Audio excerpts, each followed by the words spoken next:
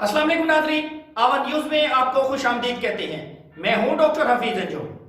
डेरा गाजी खान से गुलाम सरवर कुरैशी की रिपोर्ट के मुताबिक पाकिस्तान सराइकी पार्टी की तरफ से पार्टी के यौम तासीस और कायदे सराइकी बैरिस्टर ताज मोहम्मद खान लंगा की बरसी के मौका पर एक तकरीब का एहतमाम किया गया। तकरीब में पार्टी ओहदेदारान और कारकुनान ने शिरकत की। इस मौके पर बैरिस्टर ताज मोहम्मद लंगा के इसाले सवाब के लिए फातिहा खानी और दुआए मगफरत अदा की गई। तकरीब से मरकजी नायब सदर अल्लाह वसाया खान लंगा, डिविजनल सदर डॉक्टर एहसान अहमद चिंगवानी, ज़िले सदर फिदा हुसैन खान लंगा ने शुरका से खिताब करते हुए कहा कि पाकिस्तान सराइकी पार्टी सराइकी खिते की वाहिद नुमाइंदा जमात है जो सूबा सराइकिस्तान के क़याम के लिए संजीदा तरीके से जिदोजहद कर रही है।